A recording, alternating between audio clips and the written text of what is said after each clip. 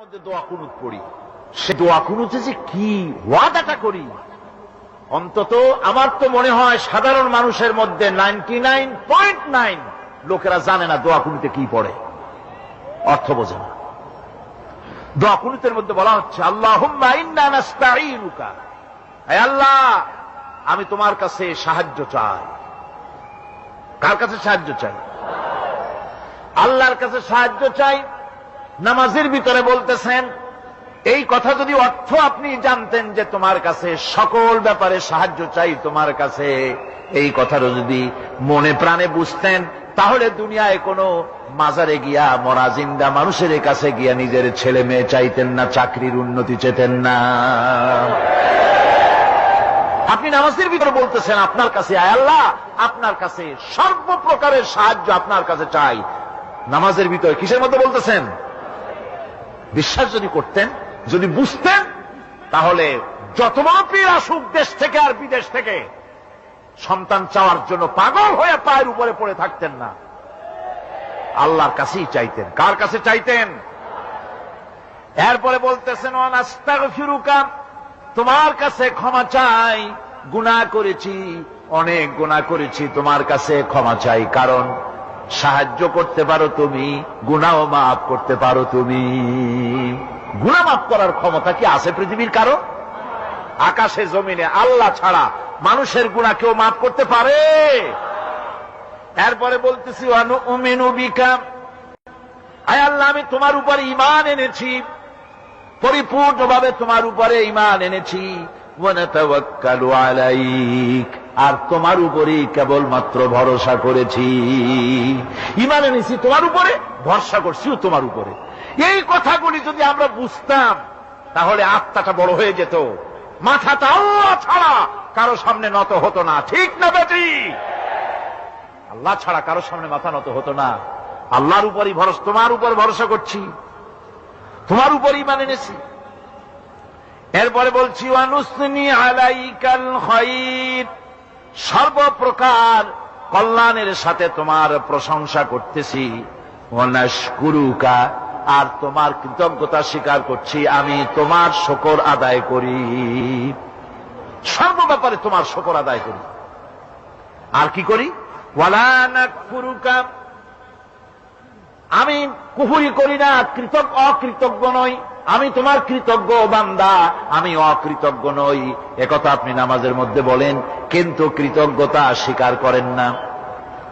আল্লাহ যে ছেলে দিয়েছে শুকর আদায় করেন না, আল্লাহ যে সুন্দরী বউ বা ভালো বউ দিয়েছেন শুকর আদায় করেন না, আল্লাহ সন্তান দিয়েছে শুকর আদায় করে না, আল্লাহ রাব্বুল আলামিন চাকরি দিয়েছেন, বাড়ি দিয়েছেন, জায়গা দিয়েছেন, জমিন দিয়েছেন, যৌবন দিয়েছেন, স্বাস্থ্য দিয়েছেন, শুকর আদায় করে না। আল্লাহ পাক বলেন, বান্দারে যে অবস্থায় থাকো শুকর আদায় করো। লাইন শাকারতুম লাযীদান্নাকুম ওয়া লাইন কাফারতুম ইন্না আযাবী লাশাদীদ। আমার নিয়ামতের শুকর যদি আদায় করো আমি বেশি করে বাড়ায় দেব, আর যদি শুকর আদায় না করো তাহলে মস্ত বড় শাস্তি রেখে দিয়েছি। সব ব্যাপারে শুকর আদায় করো, আমার নিয়ামতের শুকর আদায় করো। চোখ দিয়া দেখতে পাও, কও আলহামদুলিল্লাহ। মুখ দিয়া কথা বলতে পারো, কও আলহামদুলিল্লাহ। যা খাও মজা লাগে বলো আলহামদুলিল্লাহ। কাজ করতে পারো বলো আলহামদুলিল্লাহ। সব ব্যাপারে আল্লাহ শুকর আদায় করতে হবে। শুকরিয়া আদায় করলে রব্বুল আলামিন তারে আরো বাড়ায় দিবেন। এই কথাই বলতেছি, আল্লাহ শুকর করি, আর তোমার সাথে আমি কুফরি করি না, কৃতজ্ঞ আমি নই। ওয়া নাখলাউ ওয়া নাতরুকু মান ইয়াফজুরুকা, আর আমি ওয়াদা করতেছি এই কথা, তোমার সাথে যারা প্রকাশ্য দুশ্মনী করে, যারা প্রকাশ্য গুনার মধ্যে লিপ্ত আছে আর তোমার সাথে দুশ্মনী করে, ওদের সাথে আমার সমস্ত সম্পর্ককে ছিন্ন করে দিলাম। দেখছেন নামাজে কি কইলেন আপনি? আপনি নামাজে কত বড় কথা বললেন। ওয়ানাতুরুকু মান ইয়াফজুরুকা, আয় আল্লাহ আমি ওয়াদা করছি তোমার সাথে যারা দুশ্মনী করে, যারা প্রকাশ্য গুনাহ করে, তাদেরকে আমি পরিত্যাগ করছি, তাদের সাথে আমার কোনো সম্পর্ক নাই। এই কথা বলার পরে আপনার সম্পর্ক কার সাথে একটু চিন্তা করেন তো। আপনার বন্ধু কারা? ইলেকশন আসলে ভোট দেন কাদেরকে? কাদের চা খাওয়ান, কাদের চামড়া দেন, একটু চিন্তা করেন, অঙ্কের সাথে মিলাই নেন। তাহলে দেখুন, মুখে বলে এক কথা, কাজে করে আর একটা। আরে কি কয়? চিল্লায় কোন? আরে কি কয়? আর এই মুনাফিকি করতেছেন কার সাথে? আল্লাহর সাথে। কোন নাউযুবিল্লাহ। নামাজে কি পড়েন সেটা যদি জানতেন, অবশ্যই আল্লাহ রাব্বুল আলামিনের কথা কার্যকরী হয়ে যেত। ইন্নাস সালাতা তানহা আনিল ফাহশাই ওয়াল মুনকার। নামাজ মানুষকে পাপের কাজ, অশ্লীলতা থেকে ফিরাতে পারে। আল্লাহ ইন্না বসায়ছেন, নিশ্চয়ই, বেশক, অবশ্যই নামাজ পাপ থেকে ফিরাবে। কিন্তু কেমনে ফিরাবে নামাজ তো বুঝি না। নামাজ তো বুঝি না, খালি সেজদা দেয় জনমের মতো। আর সেজদা কি? নামাজে যদি দেখে ইমাম দেরি করতেছে, আত্মাহিয়াত পড়তে দেরি হয়ে যাচ্ছে, পিছন থেকে সিগন্যাল মারে, ঠিক কিনা? বেয়াদব, বেয়াদব। তোমার নামাজ, তোমার আত্মাহিত আগে শেষ হয়েছে, তাতে কি হয়েছে? চুপ করে বসে থাকো। ইমামকে কাশি দিয়া সতর্ক করার অধিকার তোমার নাই। যদি ইমামকে সতর্ক করার জন্য কাশি দিয়ে থাকো, তোমার নামাজ ফাসেদ হয়ে যাবে। এটা ফাজলামি করার জায়গা না, এটা নামাজ। এর নাম কি? ধীরে সুস্থে নামাজ পড়তে হবে। অনেকে মসজিদটারে মনে করে জেলখানা। ঢুকতে যত দেরি, বেরোতে পারলে যেন বাসে যান ছটফট করে। সিনেমার মধ্যে গিয়ে ঘন্টার পর ঘন্টা বসে থাকে, খারাপ লাগে না? মসজিদে কেরাত যদি একটু লম্বা পড়ে, পিছনে বসে খালি কি যে করে, মনে মনে বলতে থাকে যে ইমাম এমন কাজ ছাড়া ছাড়ি না। আর গান যখন শোনে, শুনতেই থাকে।